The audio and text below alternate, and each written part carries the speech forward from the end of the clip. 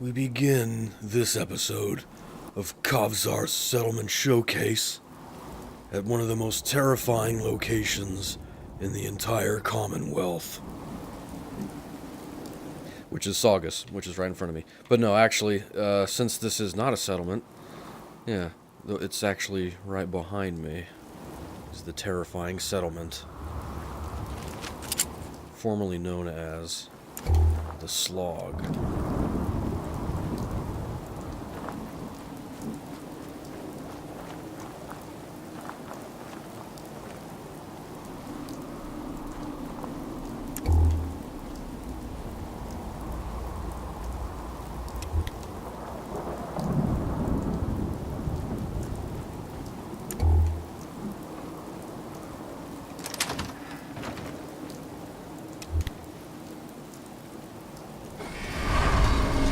So, it's a fortified settlement, another one of my biggie settlements that I did, one of my more impressive ones that took quite a bit of time to put together. As you can see, it's kind of late at night right now, it's raining, kind of spooky, setting the theme and the tone for the settlement.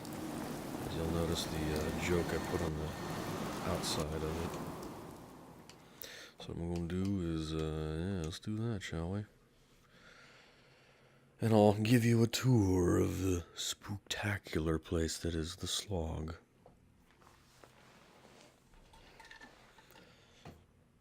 Nah, it's okay. They're not ferals.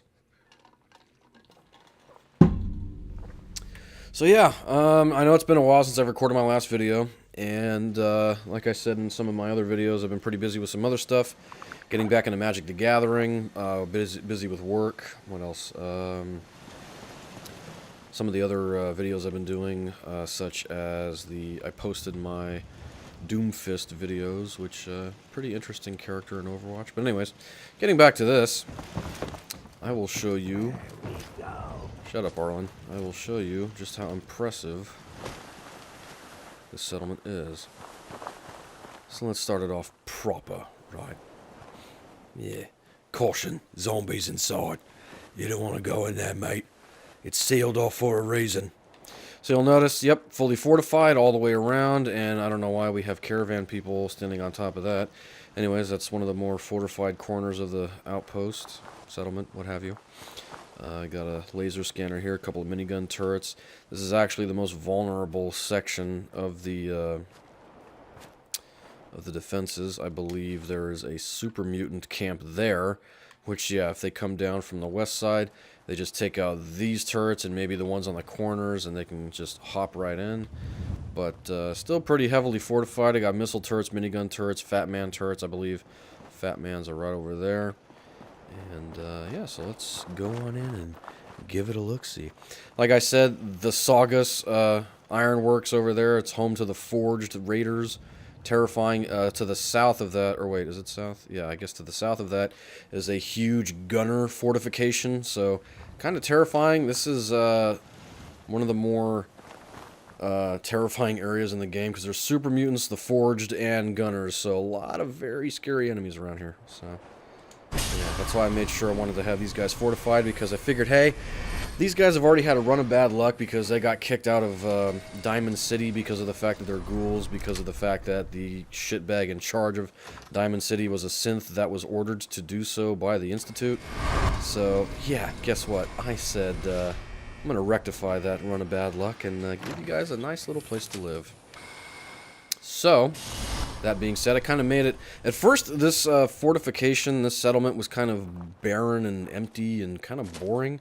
And so what I did, I think this is actually where I came up with the idea, either that or it was Finch Farms, I believe, or Abernathy, one or the other.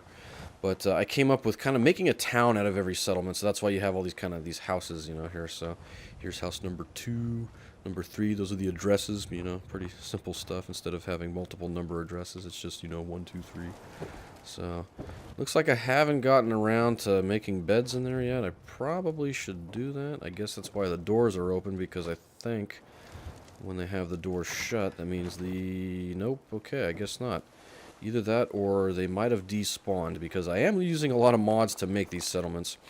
And I'm not entirely sure if they're still functional, because I haven't played Fallout 4 in quite some time.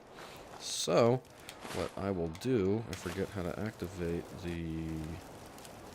There we go. I remembered. God dang it. So, yeah, you can kind of watch as I put together these little houses and these settlements. And usually what I did was I put these little beds in here. Yeah. And I put another little bed there, and I put the master bed in that corner. And that's usually how I design all my houses, for all these little tiny houses for all of my settlements. There you go. And so that's one. Close the door. And I'll do the rest later on after this video, or maybe to finish out the video I'll come back. Anyways, we have the main building here. This was the kind of the locker room, showers, you know, because of the pool. As you'll notice, they are tarberry farms. This is what the Slog is known for in the lore for Fallout 4. But I decided to put just a bunch of water purifiers because reasons. And I don't really particularly care about the tarberries. You can go ahead and ignore that and that because I accidentally deleted those, which you're not ordinarily able to. But thanks to the mods I have, you're able to delete pretty much everything, and I accidentally deleted a bunch of those tiles. So anyways, let's see. Yep, here we have the all-important mute fruit farms. So that way I can become a bazillionaire in terms of caps. Here's the, what is this, the northern defenses. There's the west side. And if you look real carefully, I think you can kind of see that mutant place between the trees. Anyways, I think that's Parsons up there to the north. That's that weird side quest. There's turrets right there.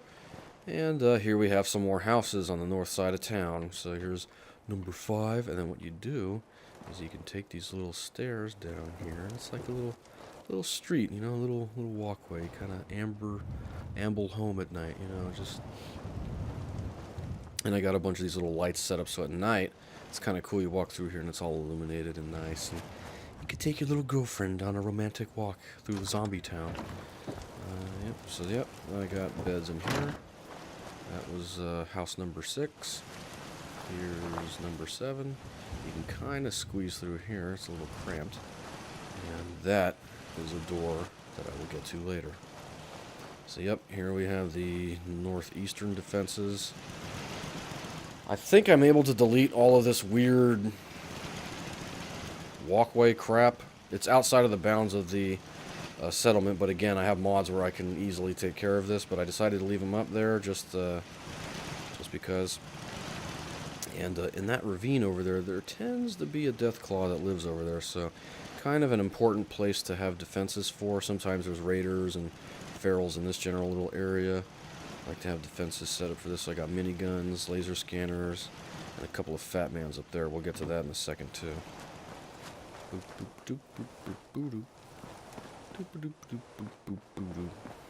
So yep, here we have the front door. Again, I got a decontamination arch, not like the ghouls need it. But however, if there are any caravan people or myself that come through here, they can use the decontamination arch to get rid of their rads. So it's just kind of helpful, even though ghouls have no use for it. Makes them seem more presentable and friendly to the needs of smoothskins. So let's see. Here we go. Here's the indoors. Very communal living for the ghouls, which is very much in keeping with Wise Man. He's the guy in charge of this settlement. He's a ghoul, voiced by the legendary Keith Zarabajka. I believe that's how you pronounce his name. But anyways, yeah, he very much likes the whole communal thing with the ghouls, and everybody pitches in and works together and all that stuff. So here's that door I showed you earlier. It's kind of like an emergency exit. So if the settlement is ever under attack and it's breached, this door is usually going to be shut at night. If anything gets through, they can evacuate through the back side of the building, come out through here, and they can go up, you know, this staircase and kind of just hop out of here and run away. You know, kind of a safety valve. There we go. And then, of course, the main course is the roof. So as you can see, put a bunch of wood floors up here. Even with mods, it was kind of hard to fill in some of these gaps, which is no big deal. I got a bunch of the electrical wiring, excuse me, for the settlement. And I will show you that in a second. Here we have the missile turrets that, again, like I said, there's a walkway. One of the more easier means of escaping that ravine is kind of an embankment there that you can climb out of there. It's more vertical if you get over here, so you know it's not as big as a threat. But the easier parts to climb out of the ravine are right here. Perfect placement for these. Plus, these also have somewhat of a bird's eye view of that bridge leading from the gunner's place, so a bit of heavy defenses here for that. And let's see, we have Arlen working on his toy horse. He needs to find another hobby. And let's see. So here we have the control mechanism for all these turrets. Turn it back on. I like to have control, like I said in previous videos. And here we have the power room. We have... Wait, what is this? What does this say? What? Wait a minute. What's going on here? What? Call the police. Please don't look in the basement. There's no dead bodies down there. Anyways, bit of an Easter egg that I put in here. So yeah, there's 2 fusion generators that generates 200 electricity for the settlement. I have the recruitment beacon, which I have off because I like to have it just as the ghouls living here. And that is the distributor tower that gives electricity to the entire settlement. And so there you have it, ladies and gentlemen. That is the Slog. Go ahead and shut that. I'll go ahead and give you a quick tour of this house over here. Whee! So, yep. I kind of like to say that this is Wise Man's house. He can live up here and kind of keep an eye on the eastern border,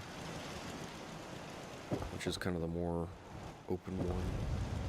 Yeah, like I said, this settlement is centrally located in a sea of hostility. So very dangerous that you're kind of beset on all sides by enemies, especially since 2/3 of those enemies are humans that don't particularly like ghouls, feral or otherwise. So what I'm going to do to finish this episode is, like I said earlier, I'm going to make the beds, because I guess I forgot to do that. Although I probably didn't forget, I probably just did it out of a precaution of not wanting to overwhelm my Xbox One, because, again, these settlements that I've been making are using mods, and I can exceed the build limit for the settlements. As you'll notice, the top right corner has the size bar empty because of the mod that's canceling that out. And so there we go. And just put that right next to it. It's like a little kitty bed, you know. Parents sleep in that bed, kids sleep in that one. Anyway, shut that door. Boop, boop, doop. There's a bit of a lag between opening up the workshop.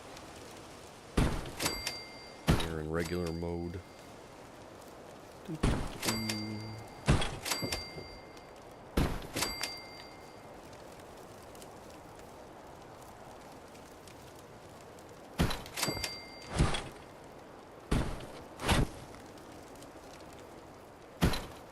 Alright, there we go.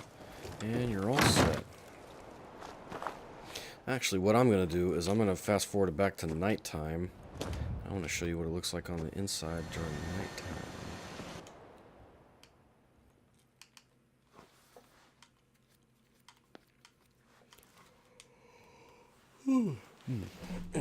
Sleepy. Okay, there we go. Kind of convenient that I'm sleeping. So the game starts out in, what, 2283 or something like that? I forget the exact year the game starts out, but you'll notice it said the date was 2291. So, in game time, I've been in the wasteland for quite some time. So yeah, sun's kind of going down. I like it when it's sunset and it's all nice and red and pretty. So yep, got lots of the pool lights. I got the lights from the water purifiers. I got this light, which I believe is there when you take over the settlement. And yep. And so, yep, we have the lights here. Very nice and And romantic kind of little stroll through here at night as you're going home. Really should put a bar somewhere, that'd be kind of cool. But, yep, here we have a little food station. There's Arlen, hard at work, like always. Close the door. Close this door. And I was debating on putting lights on the walls, the outer walls of the settlement, but, I don't really think it's necessary. You have enough illumination around the houses, you can kind of get along. Yep, got the neon lights on each one of the buildings lit up. I made it green because of, you know, rads for ghouls and stuff like that. This doesn't really particularly lead anywhere. Yep. Doesn't go anywhere.